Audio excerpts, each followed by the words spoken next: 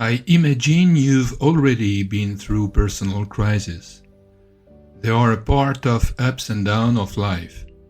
This testimonial will attempt to shed some light on how a personal crisis is often a paradox, insofar as despite the suffering it causes, it can be the source of precious change.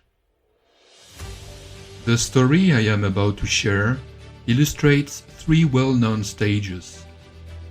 First, the suffering caused by the crisis, which forces us to get moving. Second, the understanding of the meaning of the ordeal we are going through. And finally, the change of direction in our lives needed to make a fresh start. For just over a year, I had been in command of the largest of the 5 subdivisions of my departmental fire and rescue service. It was a very demanding job. Against this backdrop, on the last working day before the Christmas vacations, one of my officers asked to speak to me, which I accepted. He then wanted to tell me, quite frankly, about a feeling shared by several of the officers under my command. He explained that some officers were complaining about my high standards and my lack of interest in them. For this reason, some of them had no pleasure in working with me. In his eyes, I was a desk man, not a field man. I wasn't cut out for command. This news hit me like a bomb. It hurt me very deeply because I felt a deep injustice behind this criticism. Indeed, I did not count my hours, not my energy, to make the subdivision I was leading the best of all.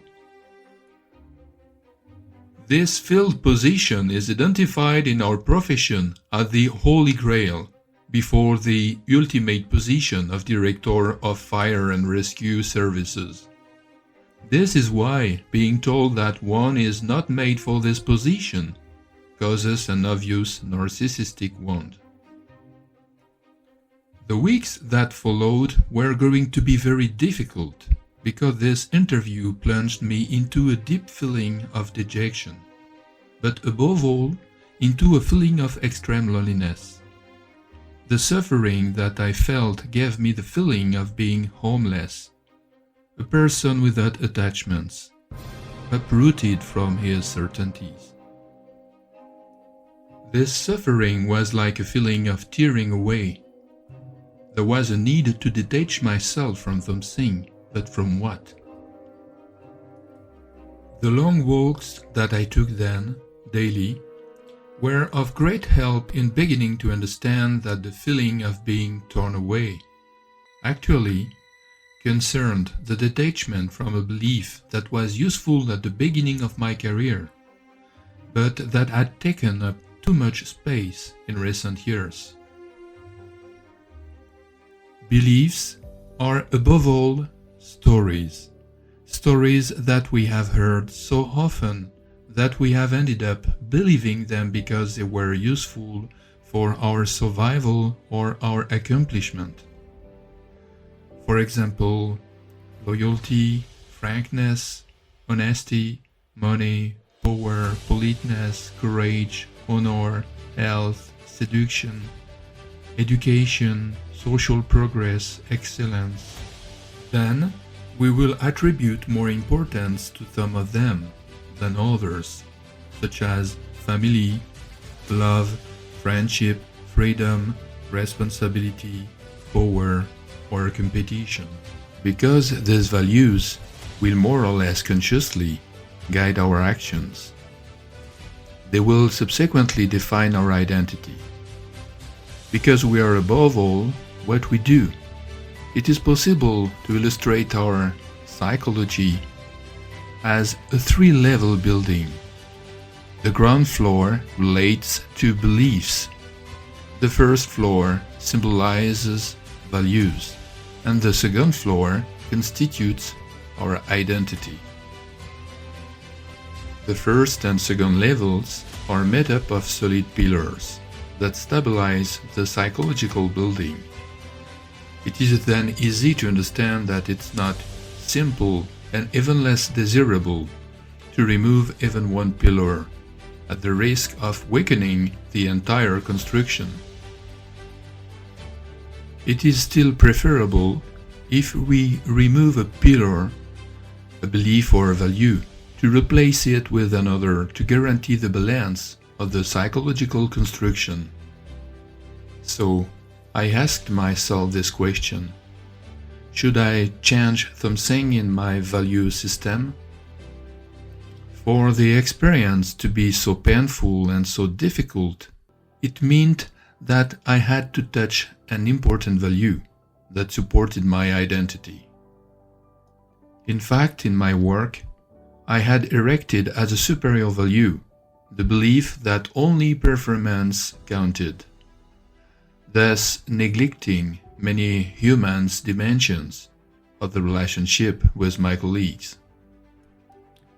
I gradually perceived that other values were emerging: listening, attention, respect, accomplishment, to the detriment of the only value, performance.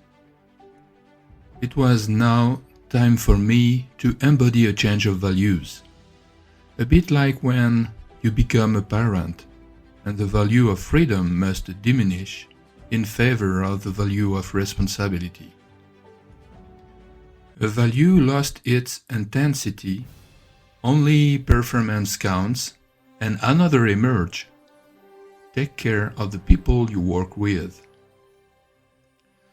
I obviously did not abandon my interest in a job well done, but I did my job differently, a bit like a gardener who creates the best possible environment, so that each plant finds its place and can flourish.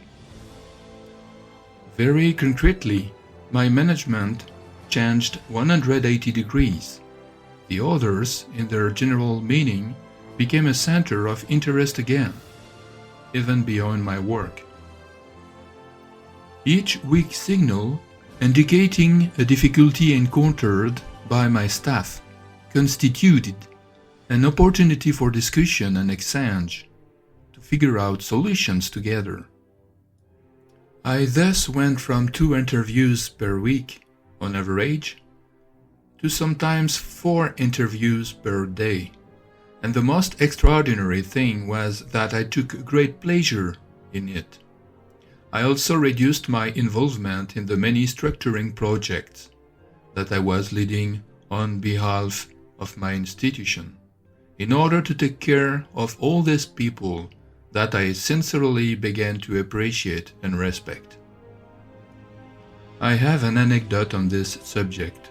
Every morning, before arriving at my office, I would come across a cleaning lady who would tell me about her many personal problems.